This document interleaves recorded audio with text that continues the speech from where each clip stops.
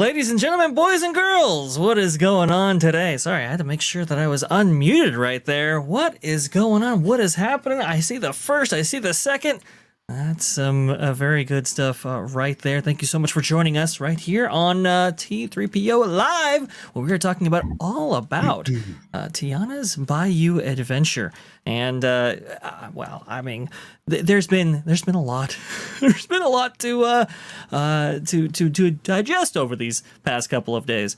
Because, well, first it starts out with Disney bringing out their own point of view video covering the entire attraction, and well, it turns out that didn't go very well, and now people are trying to actually board it as part of this preview system.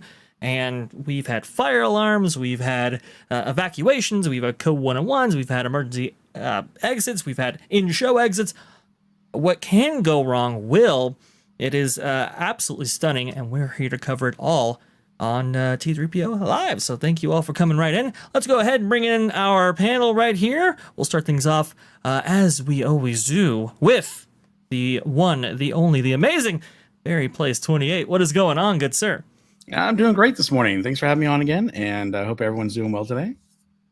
Now, if I'm not mistaken, you were telling me before the show that you hosted a stream on your well. By the way, Bear Place 28, everybody, if you have not subscribed yet, go over there, subscribe, because he produces some amazing content. But you do have the Park Streamers Hangout, and incredible show. I believe you rotate that show, hosted amongst some channels, so Theme Park Casual and Cordy in California. Is that right? That's correct. So my friends, Theme Park Casual in Cordy in California, they actually do a Park Streamers Hangout. We started it almost a year ago, actually. And we rotate it between our channels. So we're actually going to start one full channel, hopefully on our anniversary. But we do a bi-weekly podcast, and it's great. And let me tell you, last night we were talking about Tiana's Bayou adventure, and it was off the hook. People were definitely giving their opinions, their thoughts.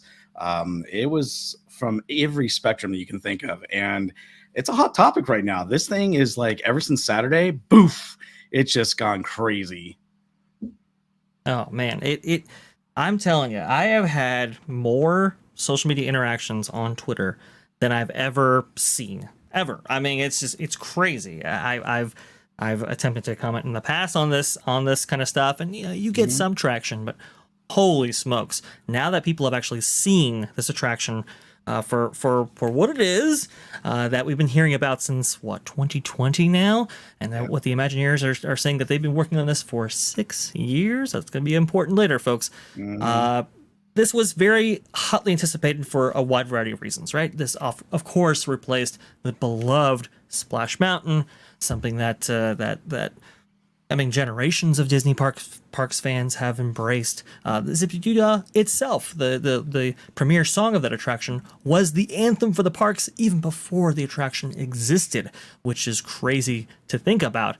And so I think a lot of people were anticipating, like, okay, like, if you're going to take this legendary ride, this Tony Baxter original, right? This ride that had, at least at Disneyland, all these audio animatronic figures, dating back to the 1970s, with America Sings as part of the bicentennial celebration that the company hosted worldwide here. It's like, okay, if we're gonna do all this, it's got to be good. And I think a lot of people were interested to see if it was good or not. And now that we can see it for what it is, like I said before, people are kind of coming to the realization that, maybe you don't fix what isn't broken. I think that's the overall lesson right here. By the way, guys, I want to know from the chat here, because I want to give this the best chance here possible before I can't read the chat anymore. Basically, I want to know: do we go with this background right here? I love this background; it's amazing. Or do we go with something like this? This is a trial right here. We're having some stuff animated. We're having some stuff done for us. I want to know what you all think right there. The light blue is kind of the branding for the channel. If you've noticed in the thumbnails, it's always this kind of lighter blue color. I want to see, does this work? Do you like this? Let me know. Please list it in the comments. I want to very much see what you have to say. Let's see here. We might have somebody. Yeah. Okay, all right. Hopefully he's ready. I don't know if he is or not. We're gonna go ahead and add him and see if he is. Lou, are you there? I'm here, and I like that background. Yeah, I like it too. Nice. Okay. Well, that's good. It That's has good. what culture would call kinematics or whatever it is. It's the fact that it's just moving a little, not so fast as to be distracting, but just a little bit of kinetics. Yeah, that's it. All right, good. Okay, then we'll go with this one. Good. My brother's working on a couple of things for us, and it's always like, hey, I developed this. What do you think? And it's like, oh, well. And by the way, it's a blue that does not clash with your lights or with your background. Everybody, it's copacetic there. Yeah, I like it. I have to find a blue soundstage instead of that brown one in my headshot. But anyway, maybe not. Very nice.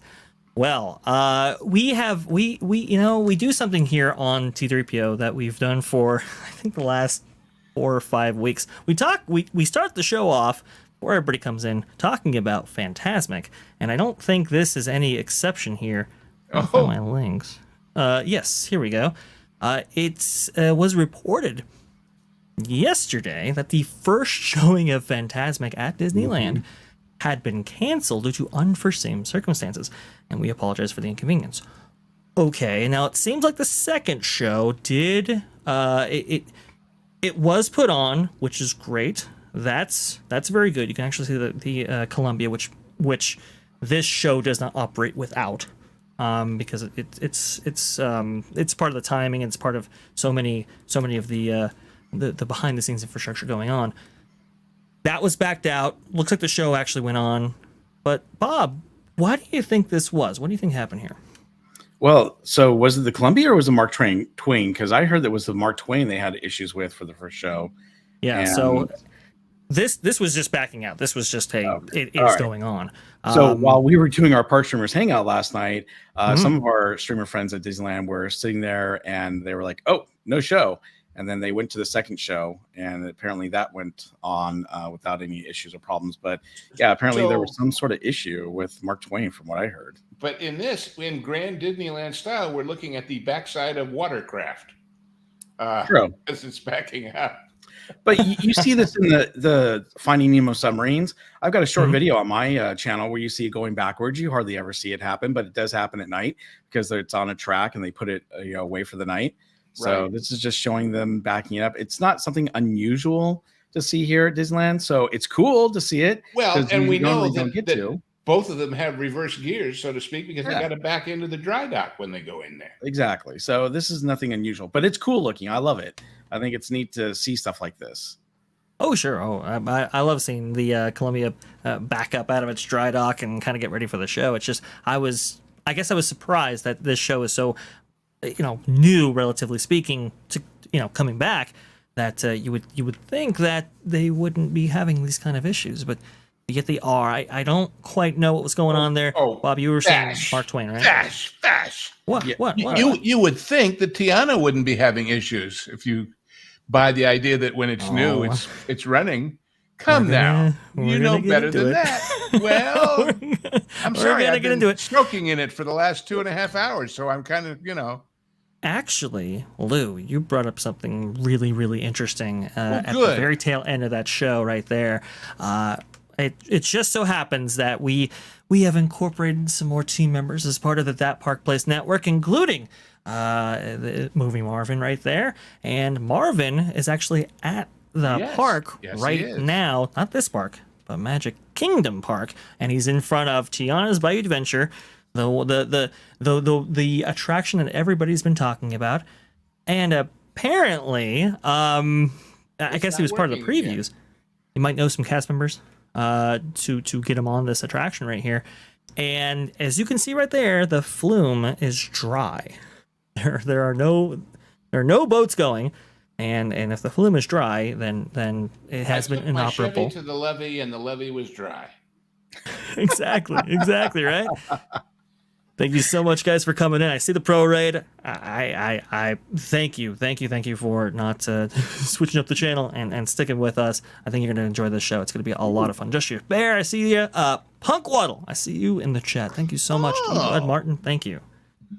Yeah, you know Punk Waddle, Lou, right? I do indeed. He's a part of that great group of. Oh, what's Marvin's word?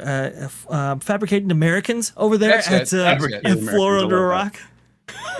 it's amazing, great. Love the puppets. Thank you so much for coming. Oh, sorry, Fabricated Americans. He's also a talented shill for somebody else who's on a watercraft right now. Oh, who's that? Well, Culture. Oh, okay. Well, there you go. That Punk Waddle is the spokeswaddle for the Rooster stuff. That is fantastic right there. Marty, what is going on, good sir? Thank you so much for coming in. Do love having you aboard. Everybody that's in the chat, thank you so much for coming in to join us right now. And speaking of joining anything, well, it looks like these people who are in line for this as part of the previews can't join this ride. You can see them, the logs inoperable at the bottom of this flume right here. This is from Marvin the Movie Monster right here, and we're gonna have to keep an eye on this, folks, but this might be the second day of previews that have had to be canceled some point in the day. It looks like these ones never even got to kick off, but I don't know. We're experiencing a lot of extended downtime for this attraction. What do you guys suspect that's all about, by the way? Do you guys have any suspicions? Well, look, it's a preview. What were you saying, Lou? It's broken. Well, clearly it's broken. But in the new tradition of Disney, if things don't work, mm-hmm. But look, I tell you what it is. They decided that rather than have people go through all those dead air spots on the ride itself, They'd have to prepare for it by standing around waiting out here. Somebody was saying some people spent like hours in the line tunnels yesterday in the heat because they told them if they went away, they wouldn't get their chance to ride, and it was shut down for 2 or 3 hours at a stretch each time. I don't know. Yeah, that was Denise from Mouse Steps there with that with that update. Playing devil's advocate, I mean, it's the ride's technically not open until June 28th. They're obviously running it, working out the kinks. I mean, every ride, has. I mean, look how many issues they had with Rise of the Resistance before that thing opened. That was bad too. What's that? I said that was bad too. Yeah, that also should not have happened. Well, I'll give Rise of Resistance a little bit of slack because it is kind of a new ride system. Obviously, it was a dual, well, yeah, that's a good point. This should have worked because all they did was turn it off one day, bring in somebody to change the carpets and the drapes, and then turn it back on. So, supposedly it's like, okay, well, if you're reimagining an already existing attraction, one of the benefits from doing that is that you already have a pre-established system that is known to work. And you can see right here, this is Denise from Mouse Steps right here. We have been in the salt mines for 2 hours. This is part of the queue that they have right there, and haven't ridden yet. Cast members handed out peach outshine bars about an hour ago, and there is no internet where we are sitting. I moved next to a window. She relays that after about 3 hours of waiting, she was unceremoniously removed from the queue because of the amount of downtime taking place. And we've seen a number of different reports about this. Let me see if I can find them. Yes, Jonas was the first one that I saw was pointing this out. Apparently, Tiana's Bayou Adventure has done several in-show exits today. The ride keeps breaking down, and guests must be escorted off by cast members with work lights on. Credit to a channel called Farmeritaville for this footage that confirms what I was hearing. You can see right there, everything's illuminated, and they shouldn't be. You can see Braden right here. Every single person that I know that has previewed Tiana so far was evac'd at least once. A ride operator estimated that it has run a total of 3 hours in the past 5 days of attempted operations. And you can see this is a video taken from somebody who is being exited from the attraction. So, normally you wouldn't get these angles. When they keep saying evacuated, I understand what they mean, but they make it sound like it was a natural disaster. And, when they talk about the alarms going off, it makes it sound more dangerous than it turns out to be. Not fun, don't get me wrong, but still. That's fair. It's I think evac is like the kind of the casual. Yeah, it's the technical in-house term, but they should come up with something else to tell the public. So, well, I would agree. This is why they have the in-show exit language as well. But yeah, it's important to be accurate about what we're talking about here. Now, we did get some reports of fire alarms and so forth. So I don't know what was going on there, honestly. General previews for Imagineers cast members and Passengers Club 33 members, DVC members, and D23 guests shouldn't have started until the ride was looping reliably. It's unprofessional. Disney sold tickets on the promise of guests being able to ride the attraction early. Now, Braden actually goes into this a little bit with what may have gone wrong right here. You can see that was the fire alarm video. I believe we played it before. I'll play it again just to kind of have you listen in on this. Well, this was our second lap, and there you go. So you can kind of hear it in the background right there of some of that ambient noise. I think another video is playing as well. So, but you can hear that fire alarm right there, which is a little bit concerning. Obviously, right here, all previews have been canceled. That was a couple days ago, right here. And then Braden actually has some commentary on what might be going wrong. Contrary to popular belief, guest previews are not the time to start trying to get the logs to complete a full loop without tripping a sensor or starting a fire. You do that first, then start guest previews, then work out the kinks. These aren't kinks. Imagineering was rushed by ops. He goes on. This ride was not able to go through the proper technical rehearsals prior to previews, allegedly because Imagineering went along with Park Ops' June timeline when Imagineering needed another month. Ops does not want a late July opening because Tiana would miss the bulk of summer crowds. The ride computers and sensors are all new. They're still developing protocols. Imagineering didn't have adequate time to test the system before having the place get flooded with guests. Not to mention there are new mechanical issues as well. Now they're on day 3 of evac extravaganza, and that was yesterday. So, and as we've said, they clearly haven't got the timing down, because when it was running, when we saw those videos, it would back up 2 or 3 logs before a drop, and the boats that go by Tiana and other people who are theoretically saying something you need to know take forever to get there and then run past before the speech is finished. This is not rocket science. This is roller coaster stuff, and anyway. Well, go ahead. Going back to the whole thing, this was Splash Mountain before, so it should be running. But according to what Braden's saying, if they've got new sensors and everything, then maybe they're not working correctly. The logs are jamming up. I mean, you have in Pirates of the Caribbean all the time; they jam up, unfortunately. But the question becomes: are they running more logs than are wise in order to increase, in theory, capacity? Well, and they could be doing that, and if they are, they need to obviously take some logs off. Which they can do very easily. And maybe they're trying to figure out what that sweet spot is right now for Tiana's Bayou adventure. But you would have thought that they would have this a little more dialed in, considering this was already a working ride previously. Yeah, I mean, the speed of the movement of the logs isn't any different. The size of them isn't any different. Unless the sensor reads the nose of it somehow, and that missing Brer Rabbit head is throwing it off, or I don't know. See, that's what I think is probably happening with the new sensors and everything. You can actually see right here what Lou is talking about, what he's referring to. You can see the log in front of you. In this video, this is their infamous POV video, and then later in the video, if I can get it, you'll see that you'll actually back up behind a log. Now, for Splash Mountain Disneyland, that's a little bit more common because our flume tends to go a lot faster in order to maximize capacity as much as possible. I don't know when they made that change. I think it was like late 2000s or something. But when they added the what is it, the backrests for those logs. They obviously, like, you couldn't cram as many people as you possibly could before, because it increases the weight, and the weight is a factor as far as how fast you go down the slides.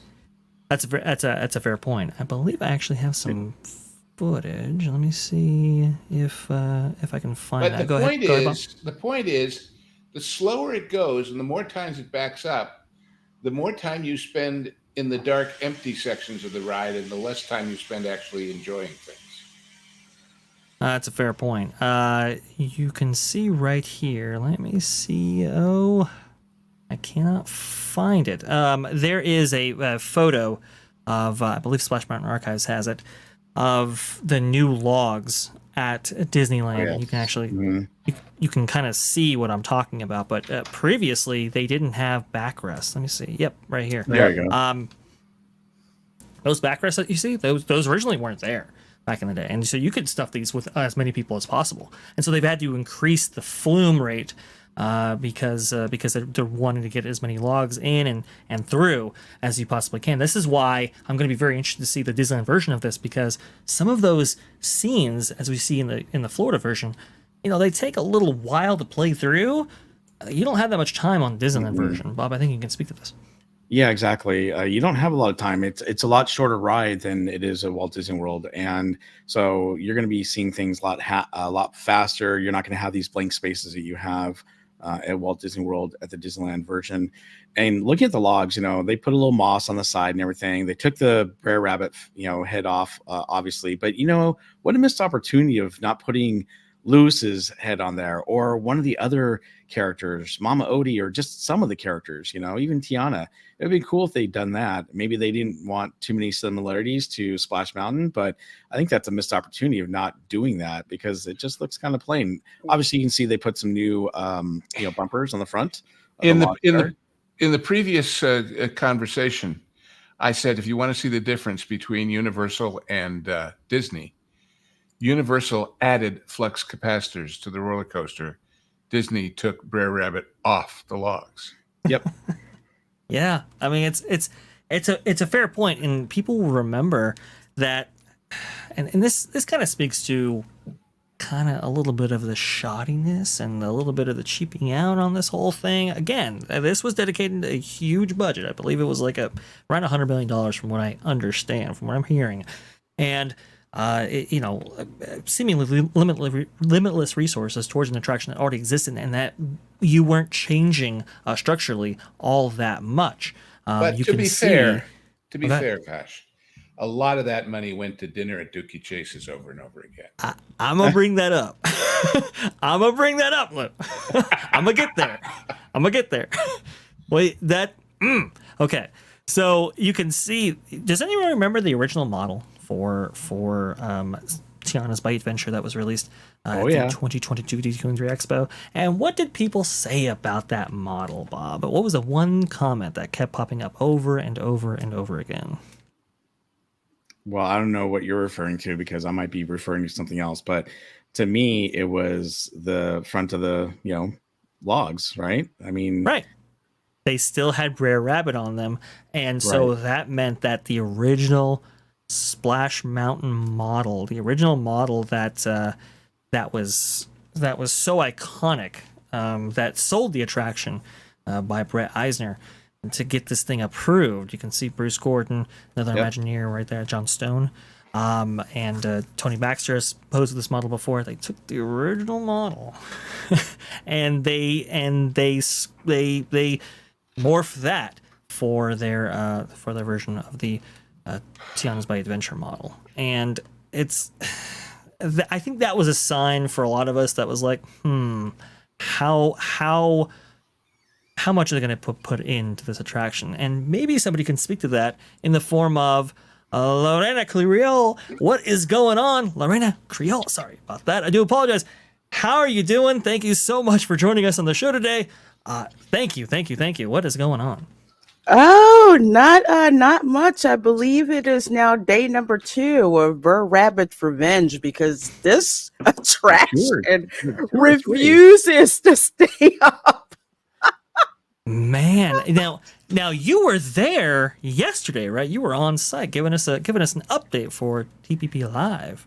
Yes, I was there yesterday. As folks may or may not know, the attraction went down at 10 a.m. yesterday. It did not come back up until 8:20 p.m. Eastern. And during my live stream, actually captured when they played the music. And cast members were like, "Yeah, this is great. We can finally go get in line and get on the attraction." It was nuts. There was no water. Logs were just basically sitting there. You saw a couple of the ops cast members, kind of coming out and walking around. But for the most part, you had a lot of very, I would say upset. I know I would be. Cast members who were there for the previews of this attraction, and they'd been waiting for I don't know how long, wondering if they were going to actually get to ride this attraction, or not. But it was just ridiculous.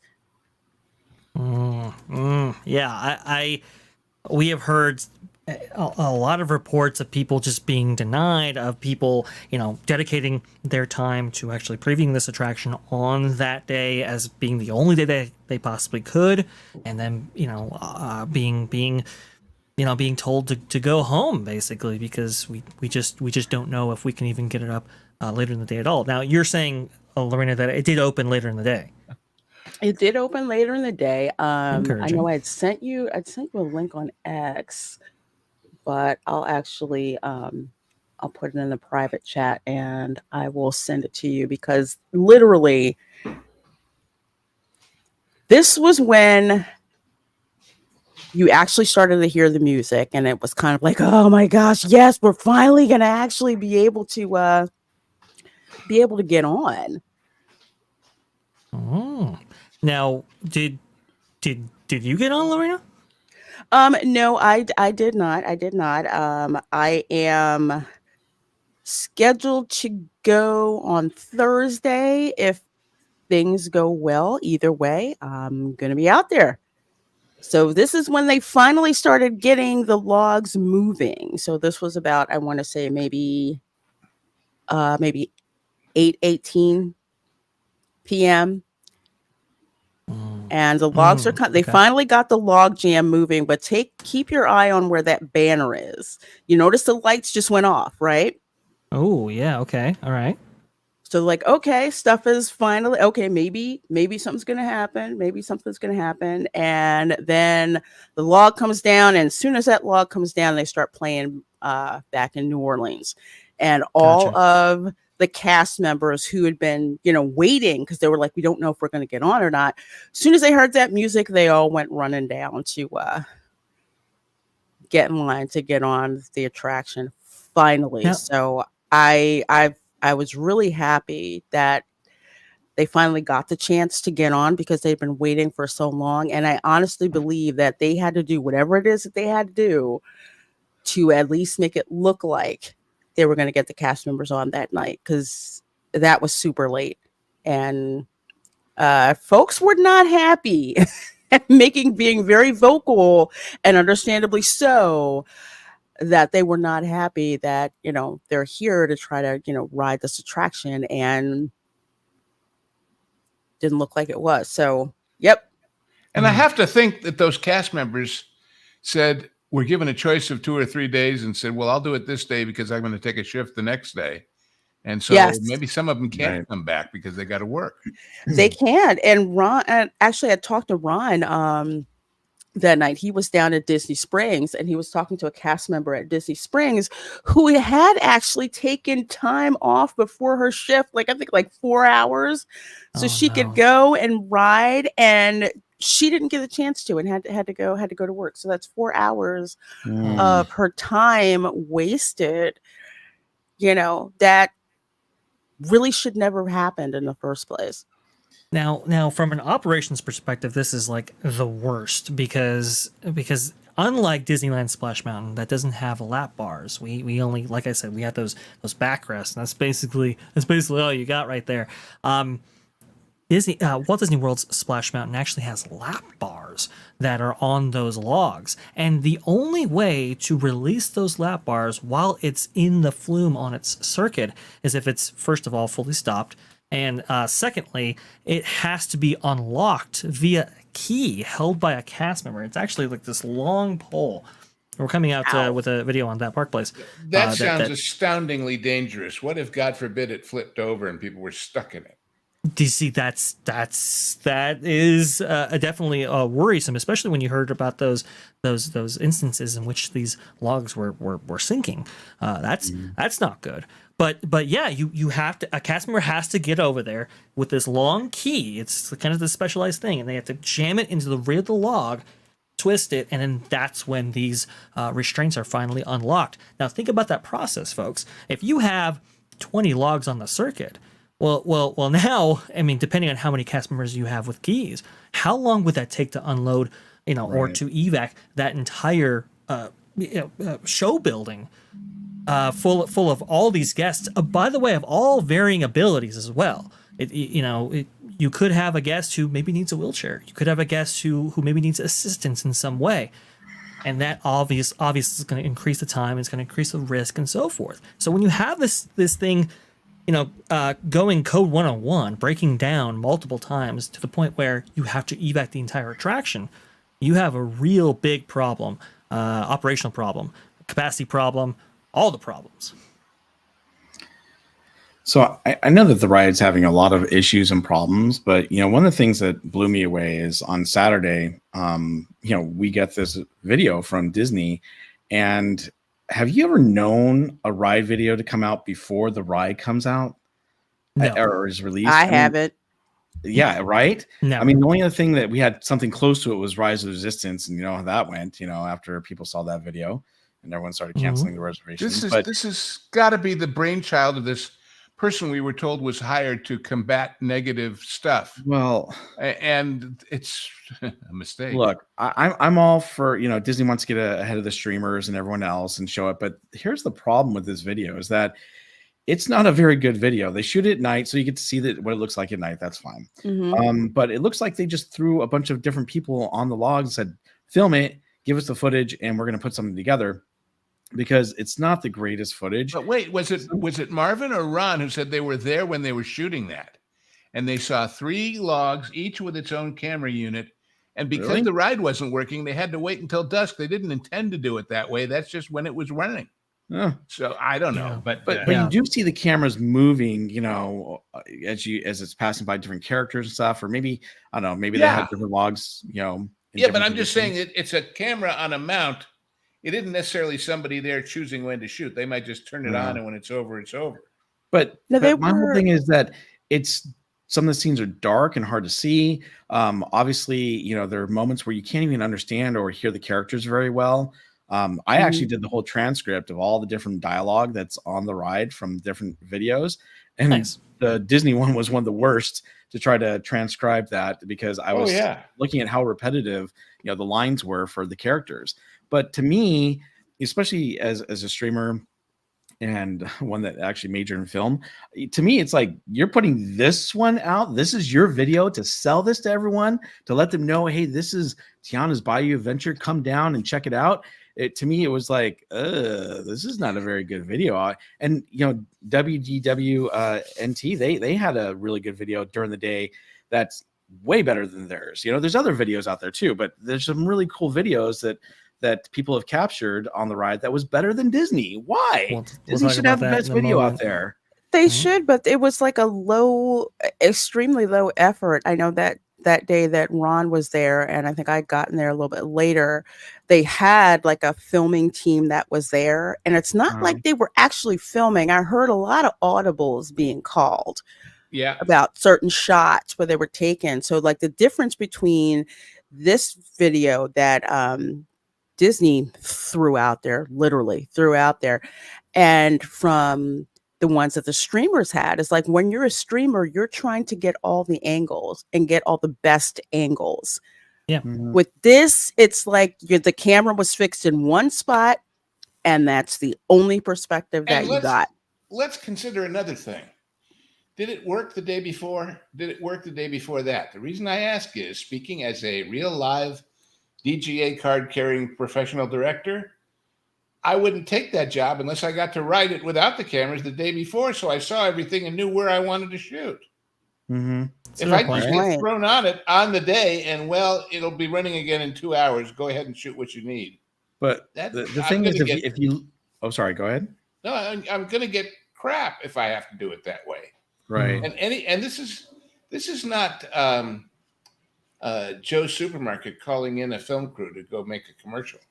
This is a media company. Should understand those basic realities, that you got to rehearse the cameras. You got to know what your point is in getting a shot, or else it's not only not going to be good, it's not going to cut together worth a damn. Right. But there are some scenes that do pan. So someone had to be turning the camera in the Disney video. So they weren't all fixed, but it's just not really well done. They didn't do a great job of selling it to me.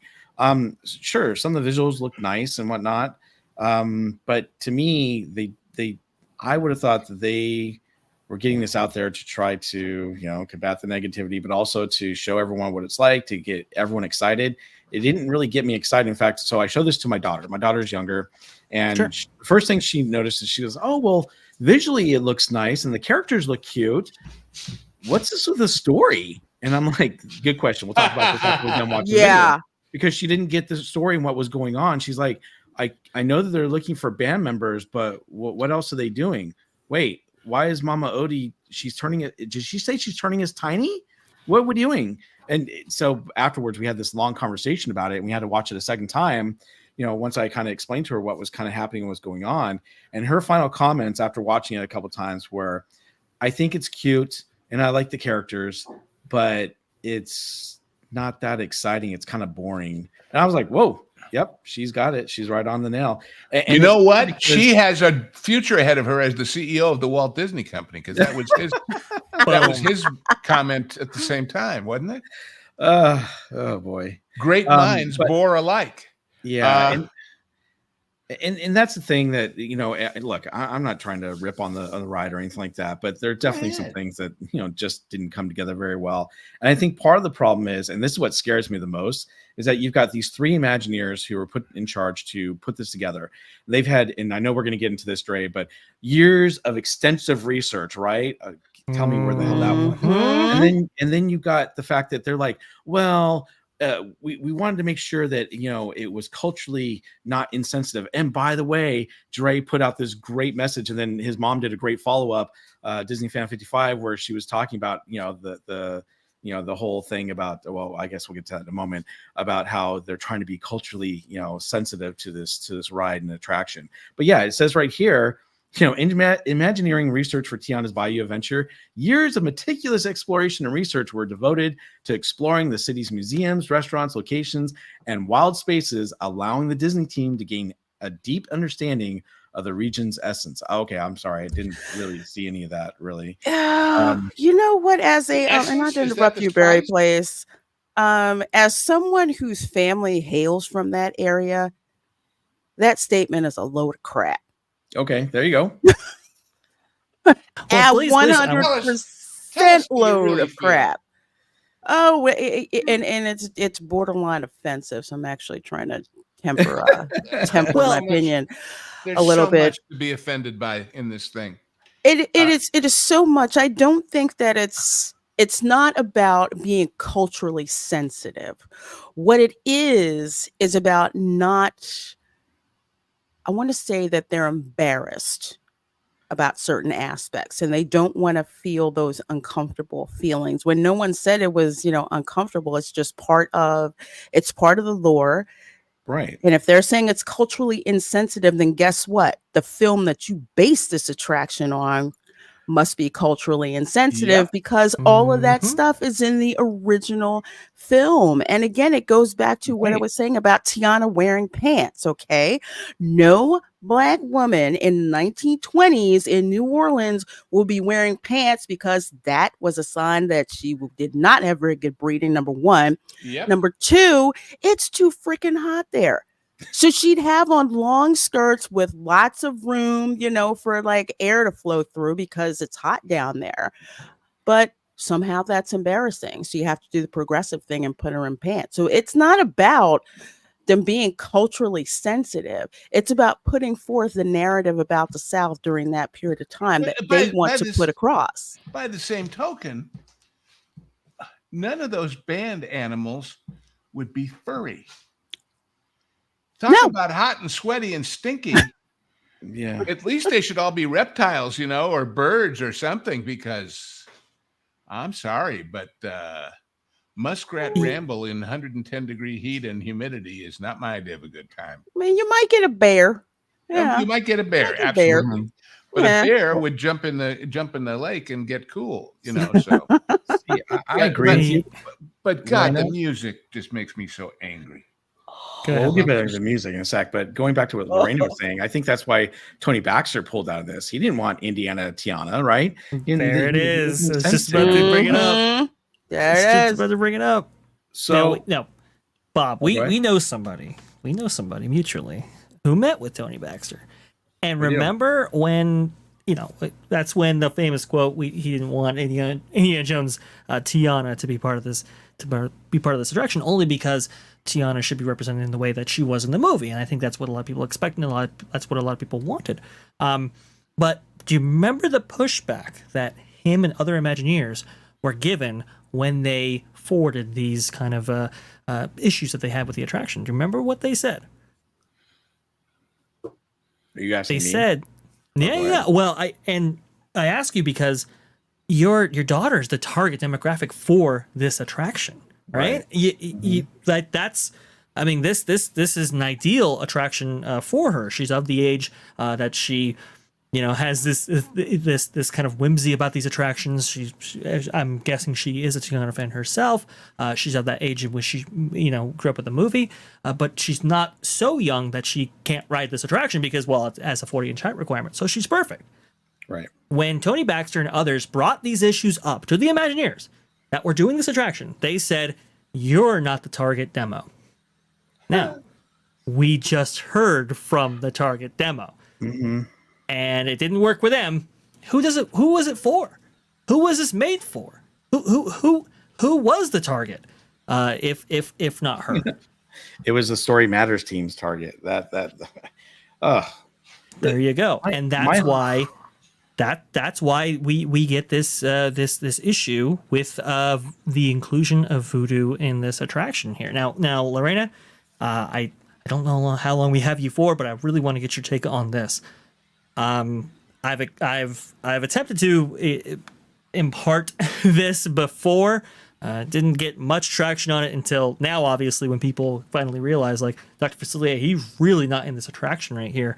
But at the time, I remember hearing this years ago, that yes, it was Carmen Smith's team who came in, who said, well, we don't want any depictions of voodoo whatsoever, and that's why Dr. Facilier is not going to be part of this attraction. Part of the reason why they went with a sequel attraction to begin with was to omit him and not have to face that problem story-wise. But Lorena, now obviously voodoo is a big part of New Orleans culture, and especially that region. Could you give us a sense of your feelings on this, and is it culturally sensitive, or is it isn't? It's culturally insensitive by ignoring this. And again, this goes back to the uncomfortableness that I believe Sharita Carter has about the true history of New Orleans. Number one, if you visit New Orleans, one of the biggest tourist attractions is every single voodoo museum and oh gosh, and cemetery. It's all over the freaking place. There's stores on Bourbon Street in the French Quarter that cater to tourists to go and see these different voodoo shops. Yeah, the Marie Laveau. They're the target of tarot cards, for God's sake. Exactly. You get to go on the voodoo tour. The most famous quote unquote voodoo priestess, Marie Laveau. She's got so much freaking swag around New Orleans. That is as much the mythos as gumbo is when it comes to New Orleans. Now, a little background about that. You had a lot of people some were enslaved, some were not. I descend from both of those classes. The gens de couleur, which were the Creole class, who were free blacks and mulattoes. Then you had those that were enslaved. Voodoo culture, there's different names for it. Originally from Africa, spread throughout the Caribbean. So when you had those people come from the Caribbean to New Orleans, they didn't just leave that crap behind. They brought it with them. A lot of them didn't practice it openly because it was looked down on. But go and watch a horror movie called The Serpent and the Rainbow. That's all I'm going to say. That is part of the culture. It's not everyone. It's not like everyone was practicing voodoo. That's one of the things that I have against the film. But that culture is there. And Dr. Facilier is the caricature of that to add that villainous aspect to it. So that's why this character is so popular at places like Mickey's Not So Scary Halloween Party. He comes out on stage, people lose their freaking minds because of that, because it goes back to the touristy environment. And again, part of the culture of New Orleans. Now, I believe Ms. Carter doesn't want to include that, not because it's quote unquote culturally insensitive, because she doesn't like the link back to slavery. Okay. I get that. That's what I think it is. You can't call a voodoo queen a Bayou fairy godmother. What the heck is that all about? Kids are not stupid. They're going to go back and see the movie and be like, no, but like Louis said, the kind of voodoo that Mama Odie do. Right. Did I miss that one? No, it's in the movie. It's absolutely in the movie. Even my daughter knows that she's a voodoo queen, and was wondering how come if she's in it, how come Dr. Facilier is? And I said, well, it's a sequel. She's like, well, that's a dumb sequel. And she's dressed like a voodoo queen. If you look up, she's dressed in I want to say in like the Haitian garb. If you look that up it's the dead to rights, the same type of outfit. Everything. So and what why you're going to try to pass this off as a godmother? I don't get it. I can say that outfit was kind of a voodoo spoof of Catholic nuns. It was a, it's our religion, and this is how our sisters wear it as opposed to yours. Because you have to remember that the French Catholics and the Spanish Catholics, were the powers that be in the legitimate, in the established world. So it's and this anyway. practice I want to know was, what the hell's in all those bottles she's been drinking, hanging from but just to kind of add something else to that, Please. especially with enslaved people in New Orleans, on plantations around New Orleans, even in the Spanish Caribbean as well, a lot of them were not allowed to practice this. It was considered blasphemy. It was considered antithetical to Catholicism and to, Protestantism. And a lot of slaves were, punished severely for practicing this. So it was practiced in secret. It's not like it was out there for everyone to see back then. And for some of them, this was the only way that they felt they could truly express their culture. Yeah, because I'm guessing any other expressions would have been strictly forbidden. This is why certain practices were established, like hopping over the broom, for instance, to actually to wed and so forth, because there were no opportunities for ceremonies, rituals, and so forth.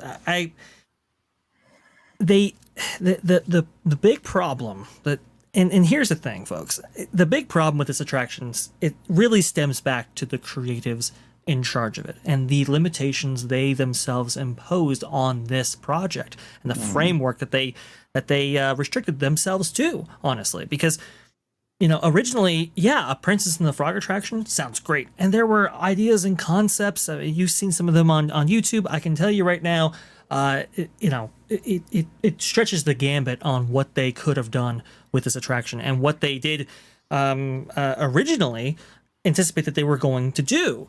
And then it was like, well, there are aspects of Princess and the Frog that we don't necessarily want to replicate. And when you start from there, this is when the kind of the stories matter culture, let's say, gets involved, and it becomes, well, okay, so what story do we tell? Well, let's do like Louis' trumpet, for example. The original story for this attraction was that you were trying to find Louis' trumpet, and so that he could perform at the band at the finale of this attraction.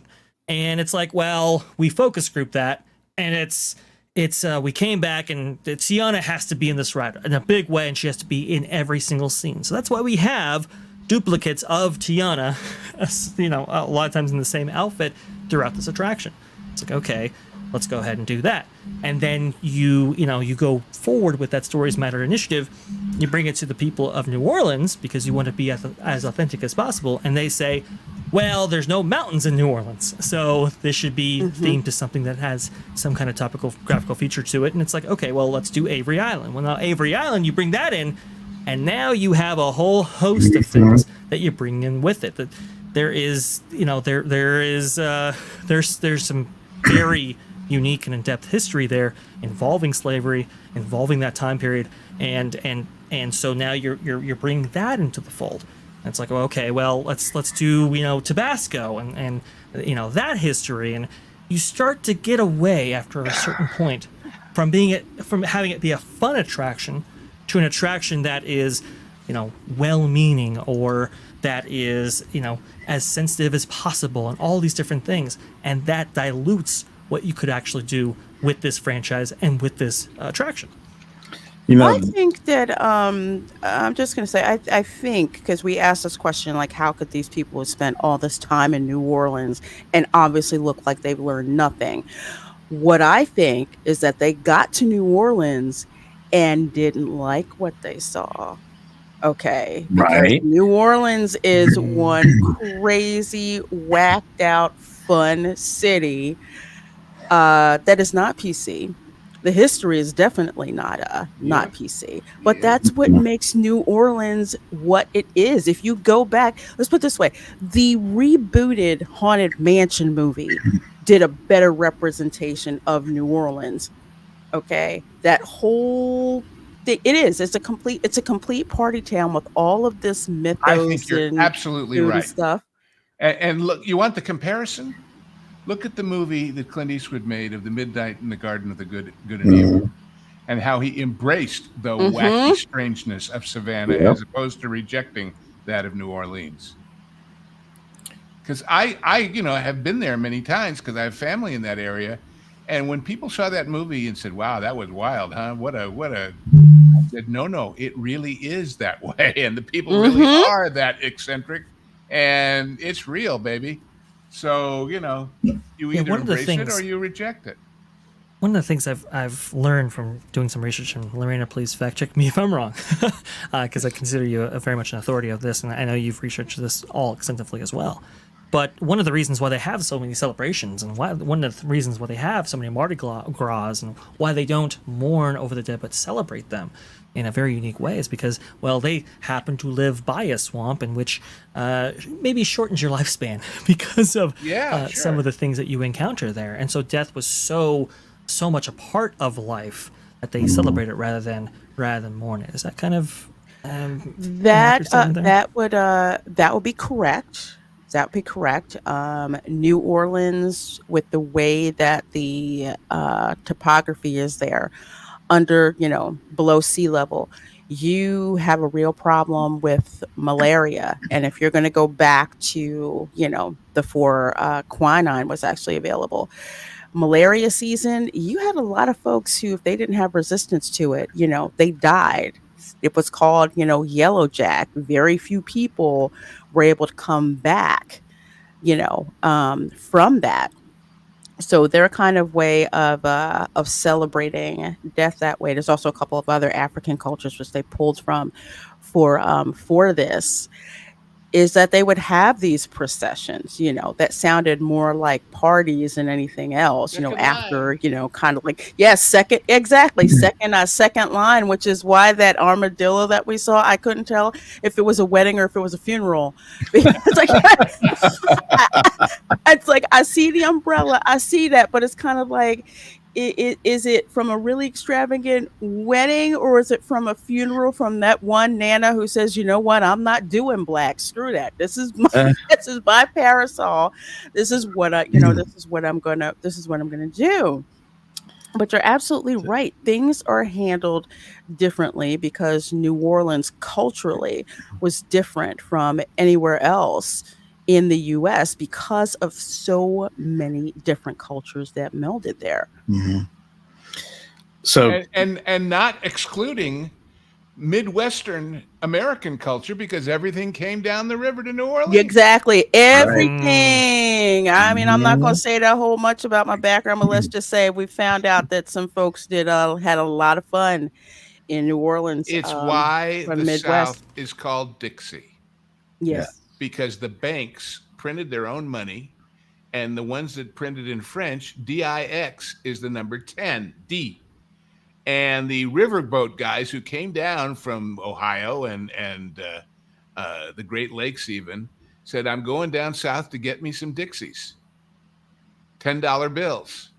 And that's where it came from. So, I mean, that's by the way, that's why Kentucky was famous for bourbon, because the everything came up the river and down the river and was paid for with it. So, and the horses and everything else. Bob, go ahead. You went down on a barge and you rode back on a horse. Oh, yeah. So Kiki and Luca put in the comment here. Those are fair points about Louisiana, especially after they said they did the research, but it's a fictional story and it's a kid's ride. So going back to that thing, okay, I know you were talking about, we got to have Tiana on the ride, but why couldn't we have Naveen in the ride helping to search for the creatures, or Scarlet, or some of the other characters, right?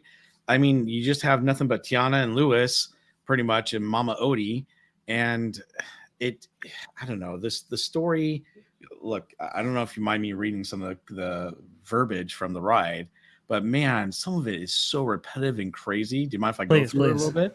Yeah, so, just a little bit, and then we have to say goodbye to Lorena. So please, go ahead. Okay, but I'll just read a few of these. So Tiana is saying, hey, there you are. Lewis is up ahead. Let's join him and find a band for our celebration. Then you see Lewis digging into the ground shortly after. And he's like, woohoo, calling all the musicians. Man, is it hard to find a band in the dark. Now, there's about 17 lines through the whole entire ride with 6 versions of different things that they'll say. Mama Odie's like, if you're looking for adventure, you don't have far to go. Tell Mama Odie said so. It's like, okay. Tiana wasn't kidding, y'all. Critters band she sure found can play. Hallelujah. These are the bee's knees, Tiana says. I would love for them to play at my party. Oh my, these guys can really play. Okay, we know that these band, you're looking for band members that can play, but it's just so repetitive. And then you get into the crazy stuff about time to think big and get tiny. What? What the heck are you talking about, Mama Odie? Think big and get tiny. Why are we turning tiny? You want to explain that first? Lorena, pardon me if I'm wrong in this, but is it hard to find musicians in New Orleans?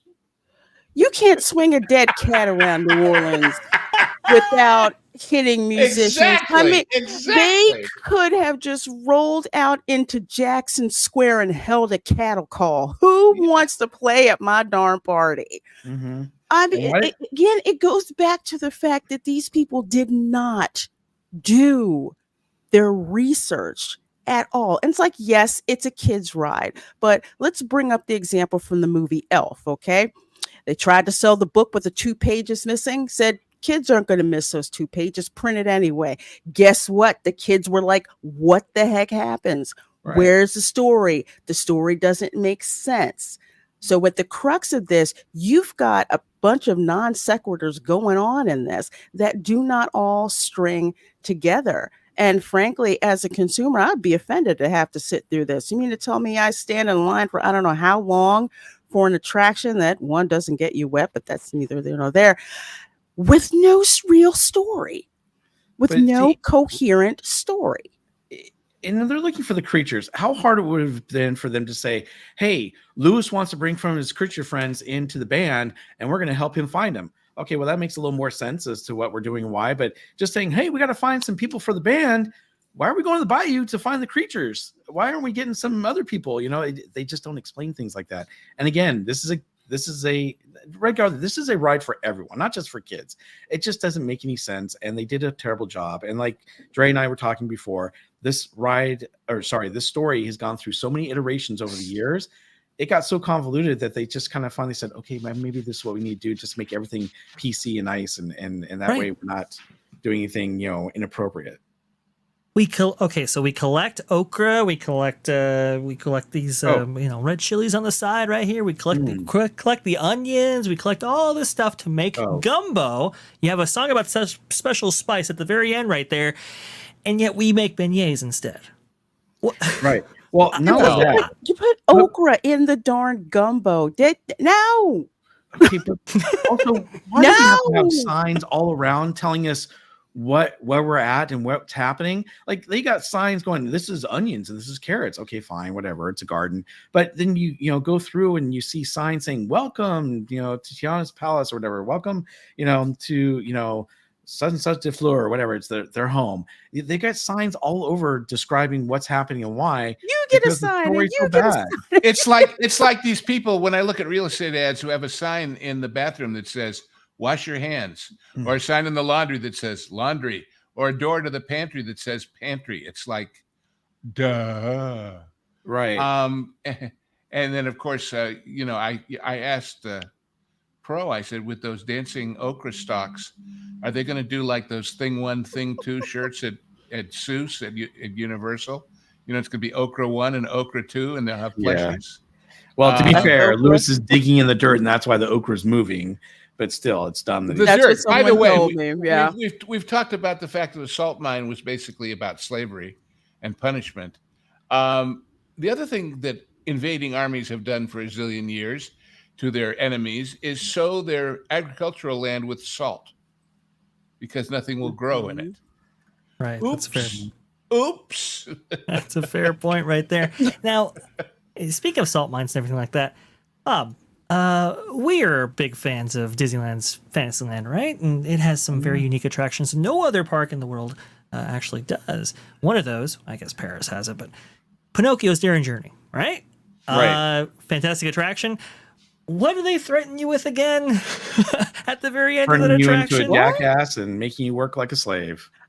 Yes, at the salt mine. Gosh, at the salt mine. I know. Oh, good. And At the salt mine. So I remember maybe back when in the they- day, when they folks, didn't have when it was a time- bad thing. Wait, maybe when they didn't have time to go all the way down to Dookie Chase's, they went to Brennan's at downtown Disney, and so they happened to go on the ride and saw that, and that's where they got the idea. yeah. Well, and we've referenced it quite enough right here. I want to get Lorena's take before she has to unfortunately depart, and you too as well, Lou. Years and years of meticulous exploration and research. They started working on this in their words, by the way. I don't truly believe this myself, but this is what they say. They've worked on this since 2018. Okay, so 6 years to develop the attraction that we're all talking about right now. And by the way, this is going to be the only attraction that we get for another like 5 years until this $60 billion gets approved and tranched And most and all that. importantly, Vash, the rest of the ride was already there.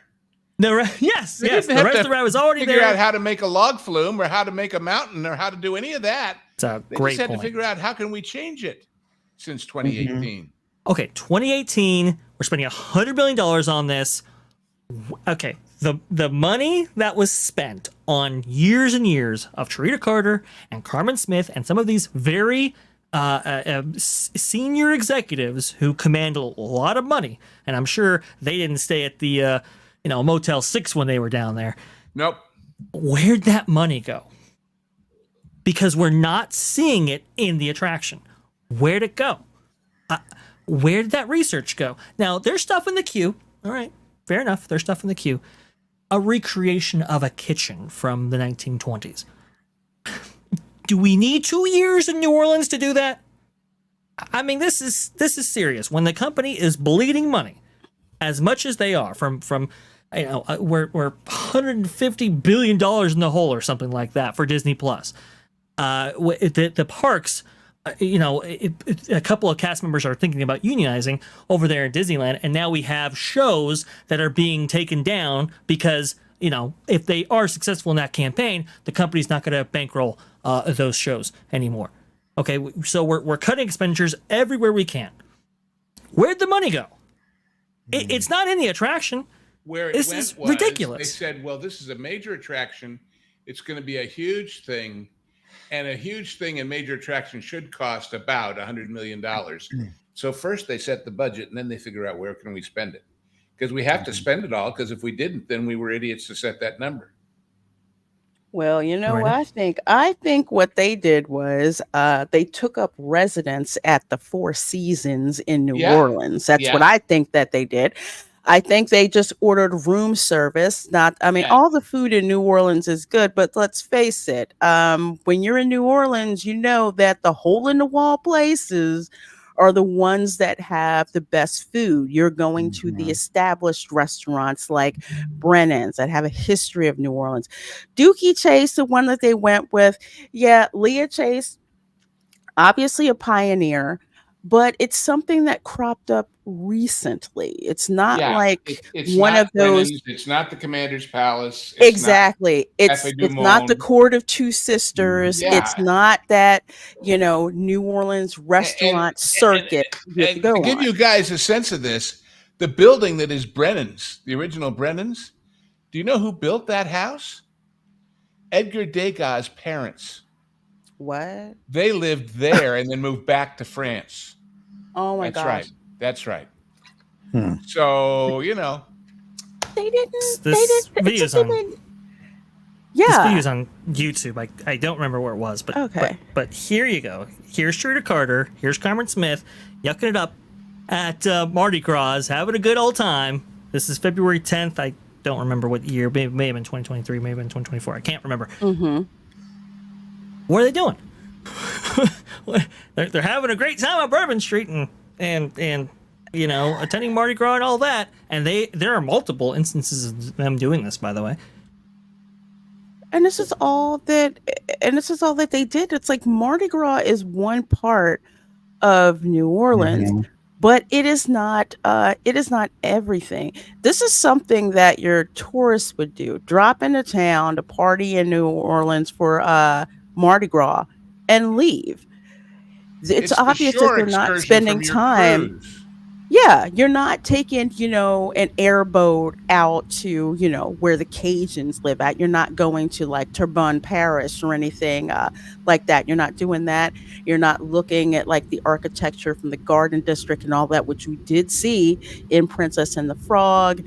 You're not doing like, say, a culinary tour where they actually take you to find all these ingredients. And especially when it comes to gumbo, all the things that come into making gumbo, which is basically a sausage and chicken stew. Yeah. And you add to that whatever the catch of the day was. Mm-hmm. And there's all of these different ingredients and everything that come together with that. And they didn't do that. They did New Orleans like a pedestrian tourist. They didn't do New Orleans like someone who goes and tries to understand the culture, to do tourism like a native. Right, That's not what right. these people did here. And it's very obvious. The ride would have been better if we were just looking for those different spices and food to make in a restaurant for the celebration than band members. And why Mhm. why isn't it at her restaurant, by the way? Thank Why you. why is it at some, I don't know, some mansion Oh, at I no. think Big Daddy's place? So But- hold on, I got a picture of it because there's a sign. Because remember they have all these signs around. So let me get it real Yes. quick because there's a sign that explains where you're going to. Hold on, here it is.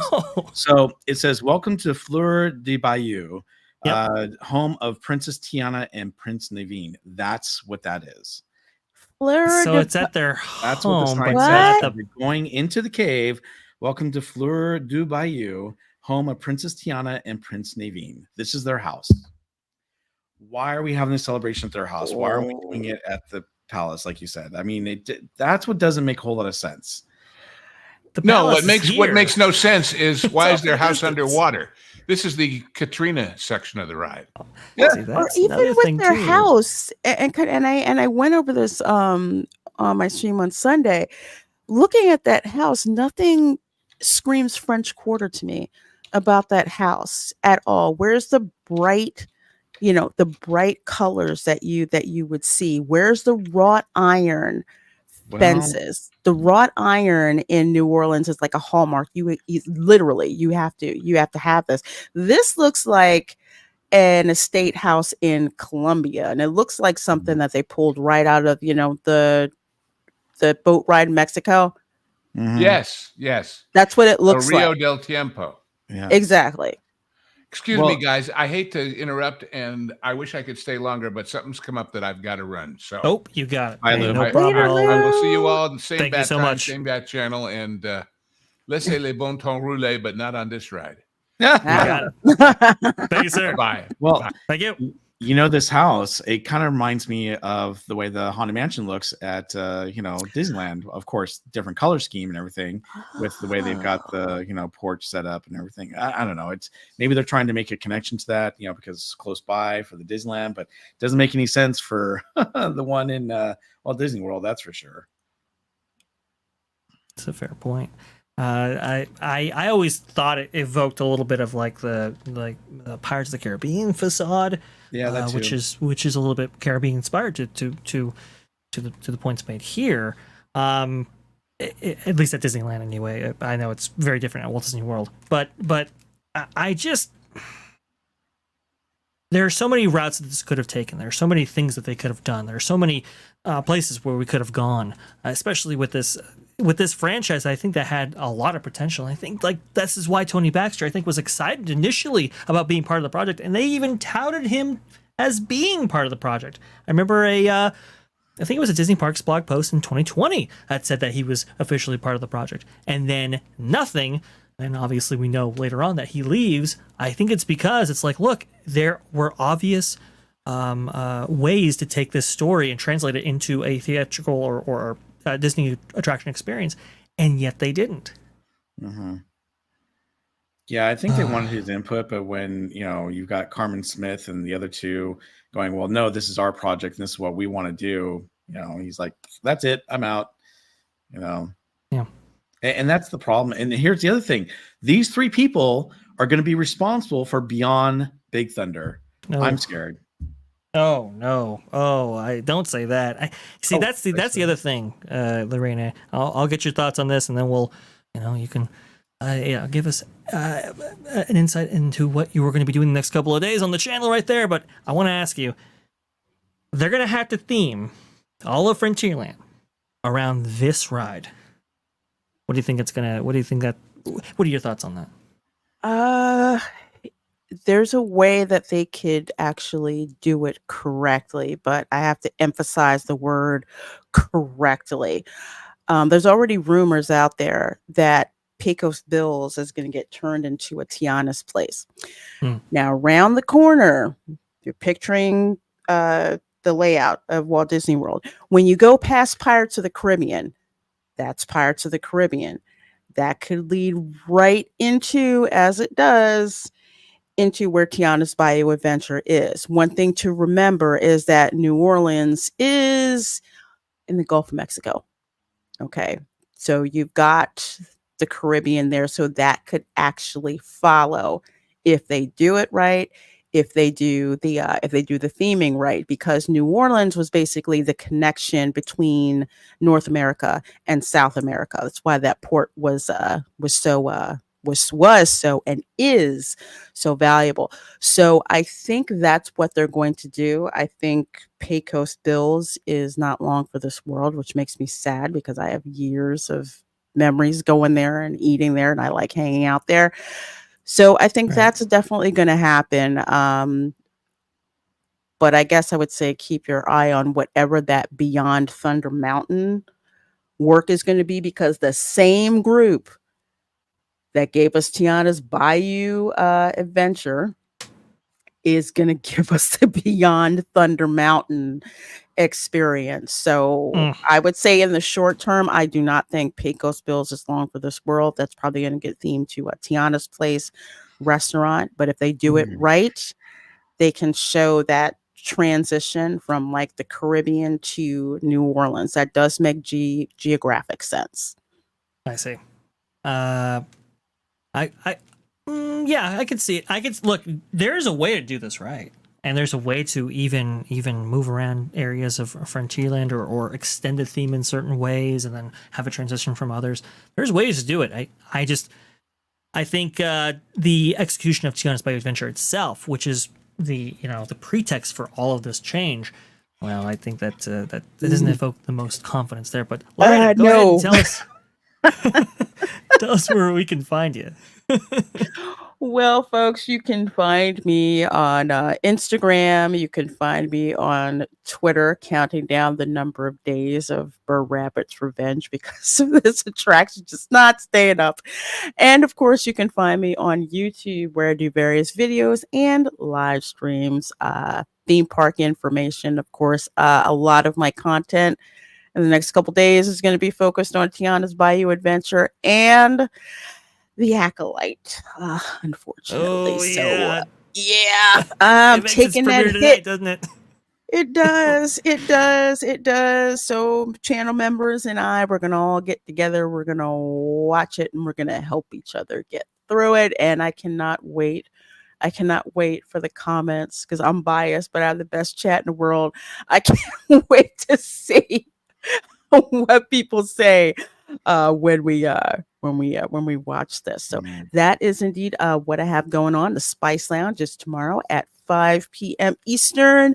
We're going to have special guests, Biggerford Entertainment, also known as Anzo. He's going to be on the channel. I hear Wilton the Troll may make an appearance in some way or another. So that's going to be going on Wednesday.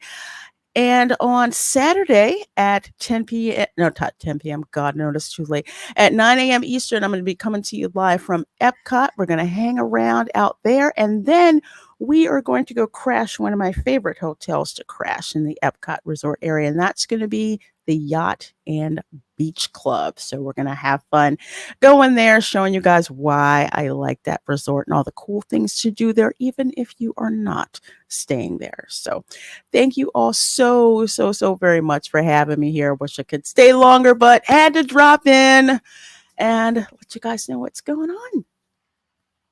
Thank you so much, Lorena. I really do appreciate you showing up. And if there was any one show I wanted your opinion on, it was definitely this one because, like I said, there's real New Orleans culture. There's really great stuff there, but it just wasn't represented in the attraction. Hopefully, we represent a little bit of that here. So thank you. All right. Thank you. Bye, everyone. Bye, Barry. Bye, Lorena.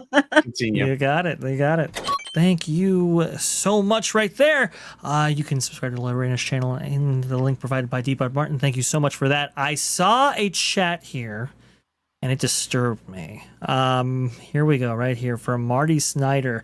Five Fires is saying that DCA might be cutting the Doctor Strange show. That obviously can't confirm that. Obviously, I'm going to have to look at those reports and so forth. But this is what I was talking about, folks. They're looking to cut as many expenditures at the parks division as they possibly can in order to maximize revenues, especially right now because we know it's going to be soft at Walt Disney World. We can see the bookings. We can see the drop-off in dining. Interestingly enough, we have some more content coming on about that on that Park Place on that YouTube channel right there. We know that cuts are going to have to be made in order to offset some of the slowdown that we're seeing at both resorts, actually, interestingly enough. Bob, your take on this?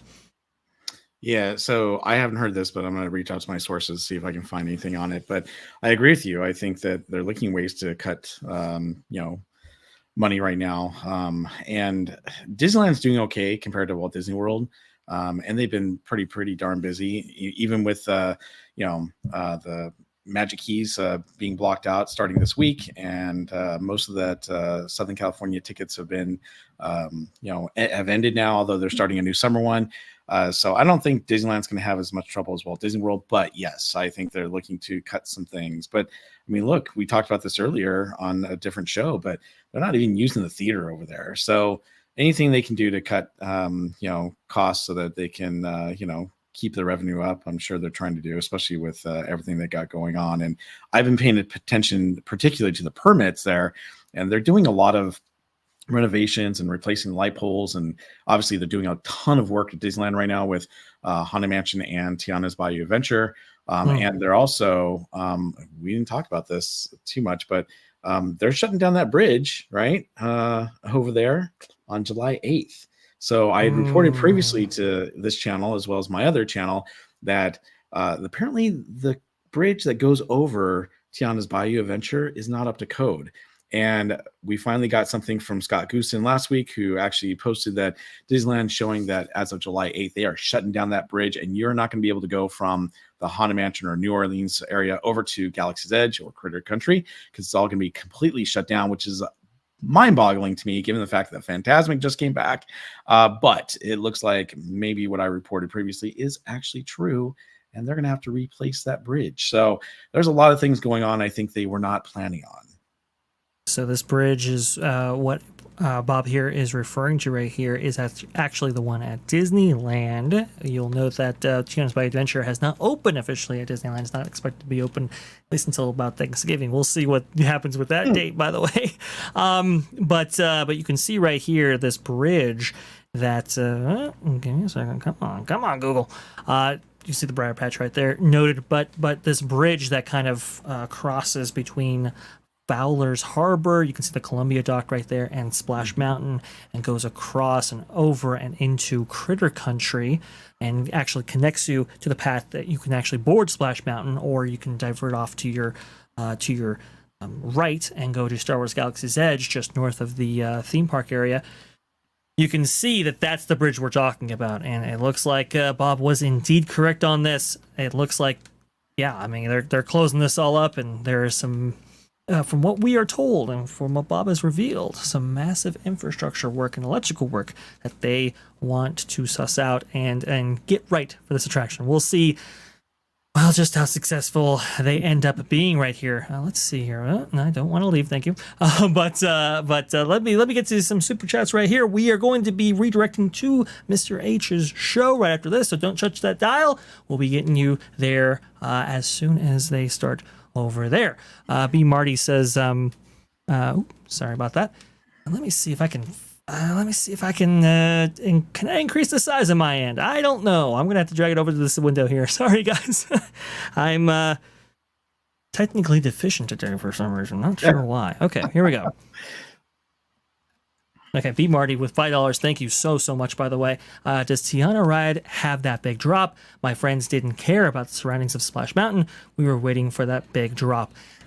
It still does. There's been no layout changes to this attraction, and it's kind of strange because they've now geared it towards a younger demographic, even though the original audience was for kind of thrill seekers and kind of young adults and stuff like that.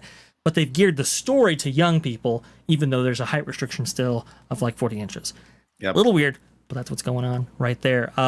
Ruby Hoove right here for $2. Love the show. Well, we love you. Thank you so much for the super chat. Thank you very much so. I'm very gracious. When I started this, anybody watching me was like a big deal, and now people are like, hey, we like you so much, here you go. And it's like, whoa, that's crazy. So thank you. I feel most appreciated and honored. Paul with $5, thank you so much. Singing stuck in the salt mine, waiting for the downtime, stuck in the salt mine, waiting on the green light, stuck in the salt mine, waiting a long time. Yep. That's about how it's gone right there. Again, Denise from Mouse Steps, 3 hours in that section of the queue. Yikes. No internet. Ooh, boy, that's like a death sentence nowadays. Okay, here we go. As is Dead Chicken with $2. Thank you so much. It looks like they stole it from Pirate Ride. Yeah, I mean, if you look at the outline, Bob, I don't know if you saw this in the poster, but if you look at the outline of it, and it's featured in there, it looks like the facade for Pirates of the Caribbean at Disneyland. It's a really weird thing, or at least the Tiana's home, that is. And Disney Fan 55 with the $10. Thank you so much, dearest mom, for that right here. Another great show. POV currently has 9.2K likes to 25,000 dislikes. It's just so sad. Yeah, we didn't even get to the comments that I wanted to go over on the show. We'll trust me, folks. We'll have all kinds of coverage on this, either on this channel or on that Park Place. So don't even worry about that. We'll go over them, but the comments, Bob, they are horrid, so fierce. I've contributed a few to myself on that. Yeah. I try to be as neutral as possible when reporting on this stuff. So if you see I'm not even logged in to these things, but if you see my YouTube feed right here, I usually don't have a like or dislike added, but but it seems like the occasion calls for it, at least in this instance. But yeah, this ride might die faster than Star Wars Hotel. Oh man, that's brutal. That's tough. So as much as I think people think it's gonna fail, and it probably will. You know what's going to happen is, people are just going to ride it, and they're going to keep it for the next 20 years. We're going to be stuck with this ride. People are going to not think about Mama Odie and the whole thing of her being a Bayou, because none of this stuff is said, to you on the ride. So a lot of the stuff we're talking about is going to go to the wayside. People are going to forget about it, and people are just going to know it as a water ride that you can go on and cool off, and that's about it. Unfortunately, but we're going to be stuck with this ride for a long time unless it really fails spectacularly. Then I just don't see it going away anytime soon, unfortunately. Hopefully the surveys reflect a lot of people's feelings about this accurately. I know I think this might be the first time that I've ever seen where they redo an attraction that was previously a certain way, redo it in another way, and it be lesser than the attraction before unanimously. I think a lot of people will say, well, Great Movie Ride was better than Mickey Minnie's Runaway Railway, for example, right? And it's like, yes, I would say that's true, but maybe not, the average person might not believe that, right? Right. we know Guardians of the Galaxy changed over from Tower to Tower Terror. That was a huge success for the company. It's going to be really interesting to see what the survey results reveal for this attraction, as opposed to some of those other refurbishments, because I think I got to be honest, Bob. I think those surveys are not going to be high. Sorry, we'll see Mike. what they say, and I don't think Cat's they're going to be trying to very get my nice. attention. Let me tell you, What is up with the cat? Captain John D. Captain John D. right here. Oh, we got to do it. Gotta do it. Have to do it. Captain John D with $10. Thank you so much. I missed the show. We'll watch on replay. Hail T3PO. Thank you so much. I really do appreciate you coming in right here with 10. I mean, he's been such a supporter of all of our channels, and it means the world. So thank you so much for that. I think Bob, we're looking pretty good here. I think we've covered it all. Why don't you go ahead and tell everybody where we're at? All right, so or where you're at. No Sorry. worries. So you can find me at BarryPlays28 on all my social media channels like X, Twitter, Instagram, YouTube, and TikTok. And I will be streaming this Thursday with my daughter. School's out, so she's back with me. So if you guys want to have a great time and hang out with us at the park at Disneyland, we are definitely going to be having a lot of fun. She loves to take over my streams and my camera, and she's throwing stickers and all sorts of fun stuff on there. So come join the fun. On Sunday, I do have reservations with her to go back to the park, because Sunday is Donald Duck's 90th birthday. Woo! So we will hopefully be celebrating at Disneyland on Sunday, and I hope you'll come join us. Have a great week, everyone. And again, Dre, thank you so much for having me on. I am so honestly, you text me even before I text you. Hey, you got the link here? And it's like, man, that's amazing. I love that. Thank you so much for joining me every single time one of these pops off, every single Tuesday at 2:30 right here. We're going to be coming out with a bunch of content here. Stick around, folks. We'll get you right over to Mr. H, and make sure you hit the subscribe on this channel right here. Share us out, because it really does help us against the YouTube algorithm. And like this video if you did like this video. Thank you so much for joining us. Have a wonderful day. Thanks, guys. Everyone.